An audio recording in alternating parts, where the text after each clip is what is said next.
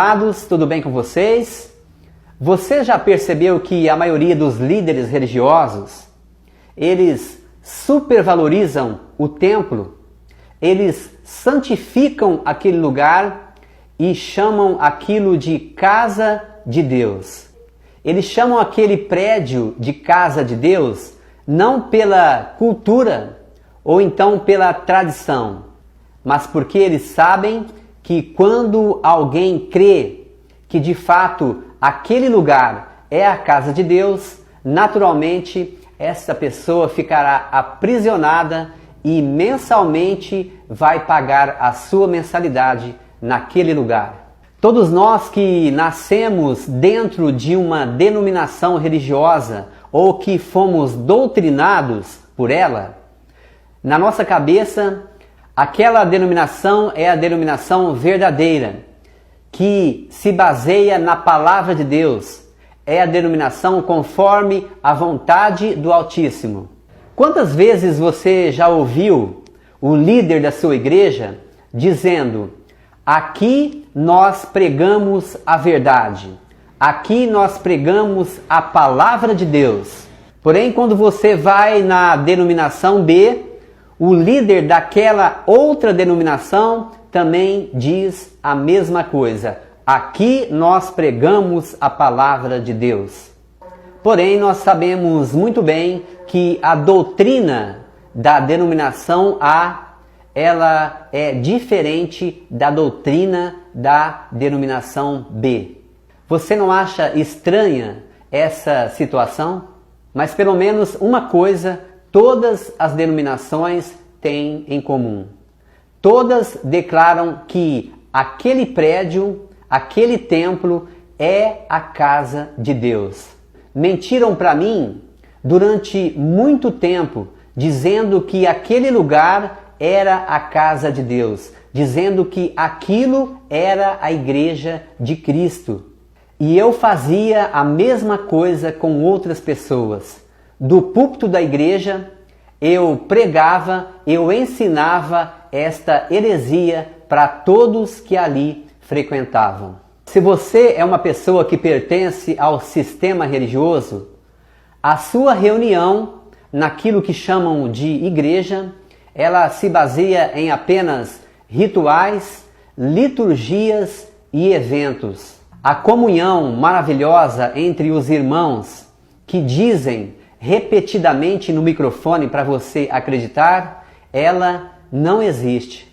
Não existe comunhão entre pessoas. Neste modelo de liturgia, você fica, em média, 1 hora ouvindo a mensagem do seu líder, momento este onde as pessoas não podem se comunicar entre elas, e no final do culto, na porta da igreja, você cumprimenta o seu irmão, lhes desejando uma boa semana e só vai revê-lo no próximo culto, na próxima semana.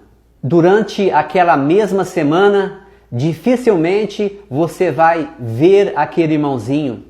Dificilmente aquele irmão vai telefonar na sua casa. Raramente você vai visitá-lo para tomar um café e falar sobre as coisas e o reino de Deus. Isto não é comunhão. Isto não é igreja. Isto é apenas um sistema religioso onde as pessoas não têm relacionamentos. No livro de Atos, capítulo 17, versículo 24, o apóstolo Paulo, ele se depara com alguns religiosos que insistiam nesta mesma mentalidade de religião. E sabe o que Paulo diz para essas pessoas? O Deus que fez o mundo e tudo que nele há, sendo Senhor do céu e da terra, não habita em templos feitos por mãos humanas. O templo não é a casa de Deus. Alguém já me disse que encontrou na Bíblia o apóstolo Paulo indo ao templo. E de fato está registrado isso na Bíblia. Mas você sabe o que o apóstolo Paulo foi fazer ao templo?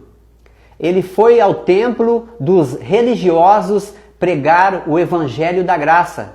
na intenção de arrancá-los da religião. Porém, nesta feita, Paulo não teve êxito. Ele foi chamado de herege, ele foi humilhado e ameaçado de morte.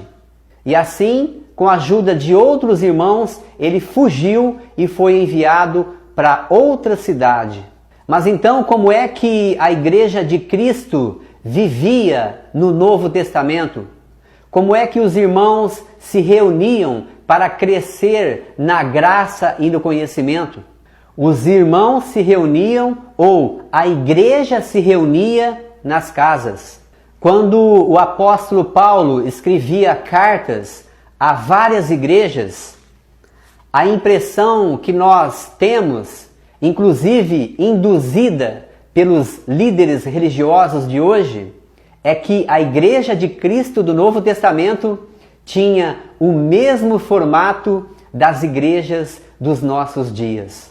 Um engano para manter as pessoas aprisionadas, dependentes e sócias das associações religiosas. No livro de Colossenses, capítulo 4, versículo 15, Paulo saúda a igreja. Saudai aos irmãos que estáis em Laodiceia e a Ninfas e a igreja que está na tua casa. A igreja que está na tua casa. Ainda no livro de Filemão, capítulo 1, versículo 2, diz assim: e a nossa irmã Áfia e Arquipo, nosso companheiro de lutas, e a igreja que está na tua casa. Romanos capítulo 16, versículo 5, saudai também a igreja que está na casa deles, que é as primícias da Ásia para Cristo. 1 de Coríntios capítulo 16, versículo 19, as igrejas da Ásia vos saúdam, saúdam-vos efetuosamente no Senhor, Áquila e Prisca, com a igreja que está na tua casa. Filipenses 4, versículo 22, todos os santos vos saúdam, especialmente os da casa de César.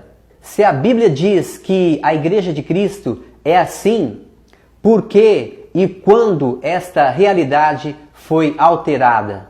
Essa realidade mudou no ano 300 depois de Cristo, quando o Estado se casou com a igreja. E assim a doutrina foi prostituída. Depois disso houve uma reforma, porém a base da doutrina prostituída foi conservada. Mas na história do povo de Deus sempre existiram os sobreviventes, os que resistiram, os chamados de remanescentes. E você sabe por que os remanescentes sobrevivem a tudo isso?